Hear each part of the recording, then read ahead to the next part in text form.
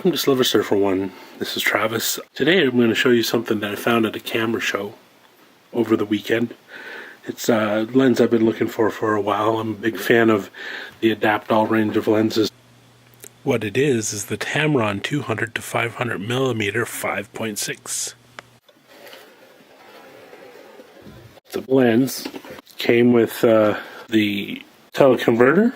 I think the teleconverter is a 1.4.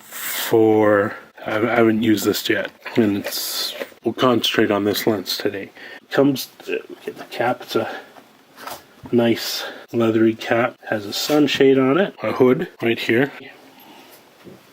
This is the focus ring right here. See how big that is when it's in close-up. It focuses down to a little bit less than 2.5 meters. Has a very nice tripod bracket, except it's a little far back. You need to apparently put a support when you're resting on a tripod, because this isn't the center of balance. Even with an extremely large camera on it, it's not the center of balance. When you handle it, the center balance is about here, so it's perfect. Yeah, the way I use it is with my Sony A7. Okay, I've got an adapter that goes from Sony E-mount directly to the Tamron. You can get adapters that go to the Adaptall mounts. I don't really like them too much. They work with smaller lenses, but I figured for a large one I would use this. It's a lot less play. What you do have to do is put a little piece of foam in here, because the aperture roller mechanism that's inside the Tamron doesn't actuate all the way, and you don't get full aperture motion. So I put a little bit of craft foam on here, cut it out, fit it on here, and it pushes down just enough on that. So anyways, let's get back to the camera lens. So I'll put this on. See, there's a green dot here, there's a red dot on here. You just put it on and turn it. It comes with very strong lugs that you can put a strap on, and I recommend putting a strap on, because that's how I carry the camera. I like the neoprene for the heavy lenses. It really saves your neck. Okay, we'll start from this end. You can see how big the glass is on this. It's a huge chunk of glass. Okay, this is dust on it. I took it out. Well, it took me out for a walk the other day. You have your nice, suitable hood. And you have your smooth focus ring. The whole upper barrel of it rotates with it, but since it comes with its own hood, it's fine. The only issue you would have is if you're using a filter on the end here. I don't use those, but yeah, it would turn the whole thing and get your polarizer off kilter. This is where the center bounces. I'm balancing it on just these two fingers, and it falls perfectly for carrying this with a A7 or pretty much any other camera. This ring locks. We'll lock it right now so it doesn't get annoying.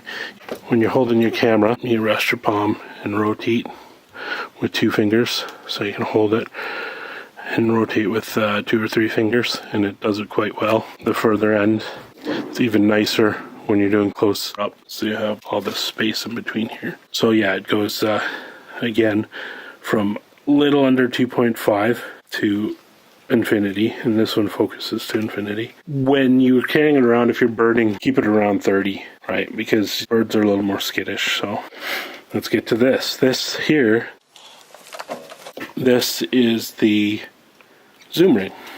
It's a good size, doesn't get in the way. You can zoom all the way to 500 or down to 200. When you are carrying it, if you have it at 500 millimeters and you're carrying it around, so if I tilt this and hold it and walk a bit, give it a couple shakes, it will, well, it's not doing it now, but it will creep back down to 300 a lot of times if you have it pointed downwards. So it's internal zoom, so nothing moves on the outside when you zoom, which is kind of good. It's already big enough. Alright, so let's get down to here. Let's remove my strap. You know what? I'm going to take my strap off. Alright, so we have a... Listen, I love that sound. Got a nice solid and smooth turning tripod ring on it. When I carry it, I leave it so it doesn't twist my camera around or the straps around. I carry it with this loose. Okay. And you can see it's got both size of tripod bolts. Right here we have a carrier that carries 43mm filters. This one's just a normal filter. So if you need to put like ND filters or anything, and there you put a 43. Okay, and here we have the aperture ring. It's probably a good time to talk about your apertures on this thing. Okay, at 5.6, this lens is quite, I wouldn't say overly soft, but it's a little bit glowy. You can get pretty good pictures at 5.6. Okay, it's a constant aperture, so if you're at 200 or at 500, it's still going to be 5.6, which is good for filming video. It's a little bit glowy, a little bit soft, but the softness is kind of probably more due to, at 500, how razor thin the bokeh is. At 500, 5.6 is not a usable focal length unless you're like trying to get a bug that's tiny, or just like the pupils of someone's eyes is in focus. It's razor thin. It's probably, I would say, about as thin as my 50 1.2, or maybe even thinner than that. It's quite thin. I shot most of my shots between f8 and f16 is where I shot most of the shots. I don't keep track because the camera can't communicate with the Sony A7 or any other mirrorless cameras. Can't communicate the aperture back and forth. So, but I shoot between 8 and f16, and I got really nice sharp shots. I just don't find it very usable at this. I'm going to take it out and give it a shot doing some really like bokeh-licious photos with it. I didn't do any 200s yet, but at 5.6 the 200 will be good for family portraits, or a portrait where you want to get the entire nose to back of the head in focus from probably a waist up view. Okay, so one of the things you have to keep in mind with a lot of older lenses is chromatic aberration. The coatings weren't as good back then. There were some lenses that had really good coatings that would almost eliminate them, but yeah, this camera does suffer from some chromatic aberration when you're shooting into the sun. Okay, it's not bad or present when there's no strong backlight, but when you're shooting into the sun, it does suffer from purple fringing behind and bluish green fringing in front of your point of focus. It's easily fixed in Lightroom. You can find tutorials. I'll probably do a tutorial on it one of these days, but it's not as fun as playing with the equipment itself. So yeah, just keep in mind that there are chromatic aberrations, and if you don't have a way of taking it out, if you just shoot JPEGs, then do not shoot into the sun. Keep the sun at your back. Couple tips to shooting with this camera is hold it in the center. I like to hold it with about 3 fingers or 2 or 3 fingers. Estimate how far away what you're shooting at is first, and look at it and say, well, that's 30 feet away, I'm going to put it right here.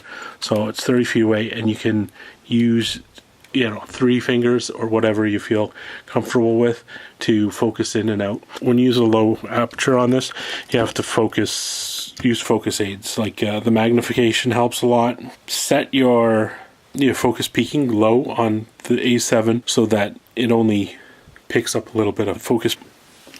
The A7 it handles well with it. I think it's strong enough to, you know, you got the leverage that you need to rotate it back and forth.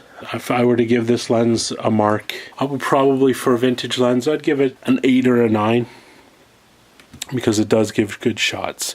The reason why I took some off is because of the chromatic aberration. When you see the pictures right out of your camera, they look soft. But that's because of the chromatic aberration that you get when you're not focusing right into the sun. You may point it at something that's in front of you and the sun is behind it. You say, "Wow, that's not very sharp," but it's because of the aberrations. Once you get rid of those, it's good. The pictures I took, I did add some sharpening across the board. I sat them on Lightroom at about 40 units, and I set it at about 2 pixels. With some masking, okay, just to help you along. The color, though, on this lens is beautiful. It's very contrasty, punchy color with this lens.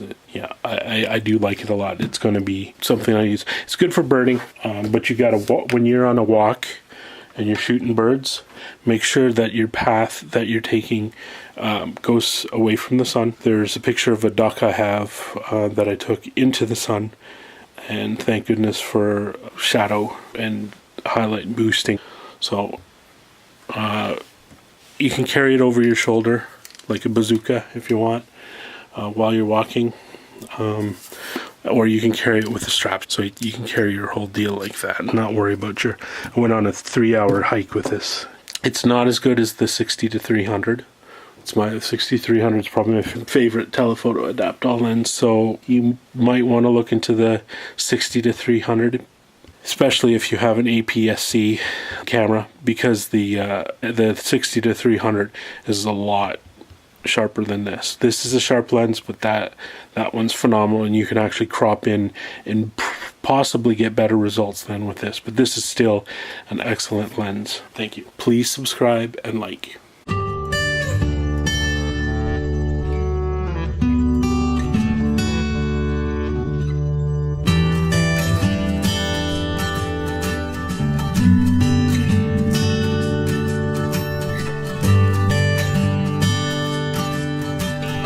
Thank you.